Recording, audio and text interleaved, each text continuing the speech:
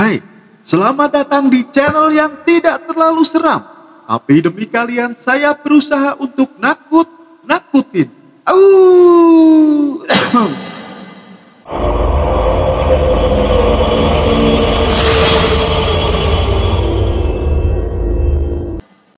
Kita mungkin sering makan daging, entah itu daging ayam, daging kambing, atau daging sapi. Apakah kalian pernah kepikiran untuk makan daging manusia? Sebagai orang normal sih, mendengarnya saja sudah jijik, apalagi membayangkannya. Tapi di Indonesia pernah dihebohkan oleh seseorang yang doyan makan daging manusia dan beritanya menjadi viral. Siapa lagi kalau bukan Sumanto?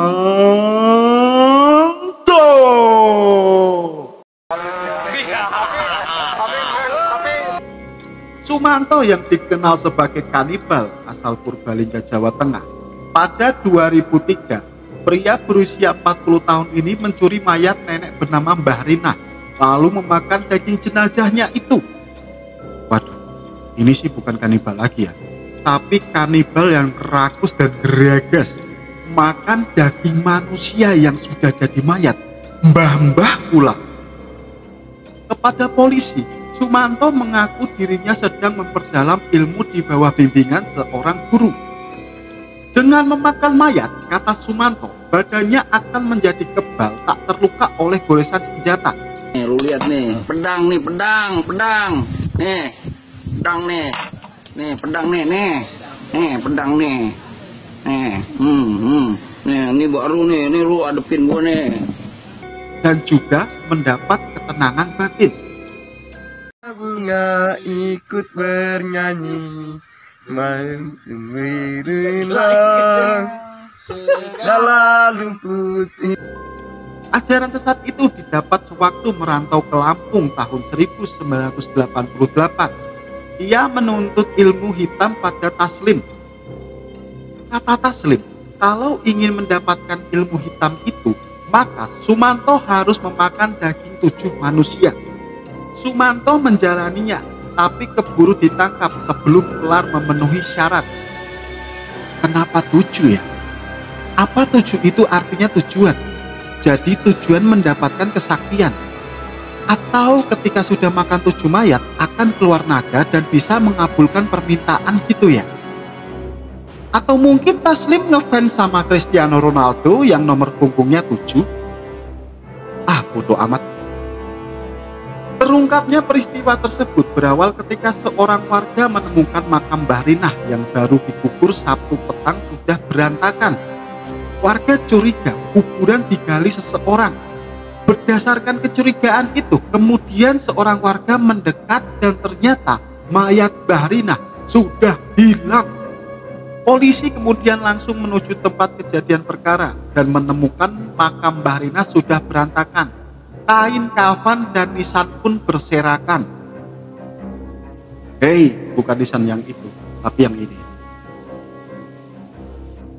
Kabar hilangnya mayat akhirnya sampai juga ke markas Polres Resort Purbalingga.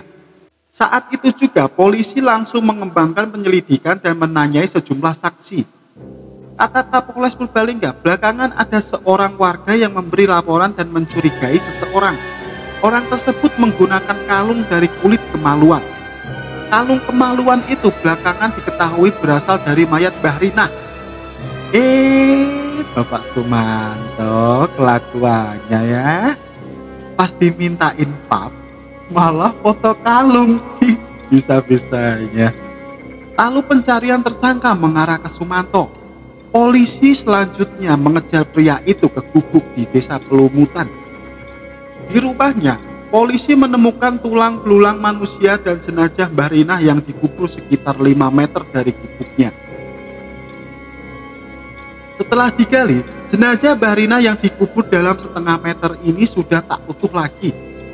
Daging di bagian kedua pahanya telah dimakan Sumanto. Dalam pengakuannya, daging paha Mbah Rinah sempat digoreng dan dibuat sate. Sebagian daging yang dimasak itu diberikan kepada ayahnya, Nuryadi Karta. Hanya selang beberapa menit, sate yang disuguhi Sumanto ludes.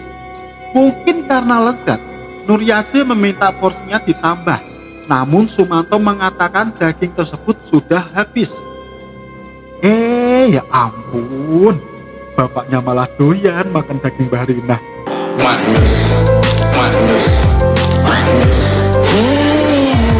Para pakar beranggapan bahwa Sumanto mengidap sakit jiwa, sehingga setelah dijatuhi hukuman selama 5 tahun, tepatnya pada tanggal 24 Oktober 2006, Sumanto ditampung di rumah rehabilitas. Hingga saat ini, Sumanto masih dirawat di Yayasan An-Nur milik Kyai Haji Supono Mustajab, Desa Bungkanel, Karanganyar, Purbalingga, Jawa Tengah. Saat ini warga kampung halaman Sumanto sudah tidak mau menerimanya lagi. Ya jelas masih trauma dong warganya. Bayangkan pas dekat Sumanto, terus tiba-tiba mendengar perut Sumanto berbunyi karena lapar. Apa tidak mengerikan itu? Tapi setelah ikut di Yayasan An-Nur dan dibimbing oleh Bapak Supono, kini Sumanto hidupnya mulai berubah membaik. Sumanto lebih rajin beribadah dari sholat, baca Al-Quran, dan kadang dia dipercaya untuk mengumandangkan azan. Bahkan menjadi partner Bapak Supono dalam mengisi ceramah-ceramah di berbagai kota.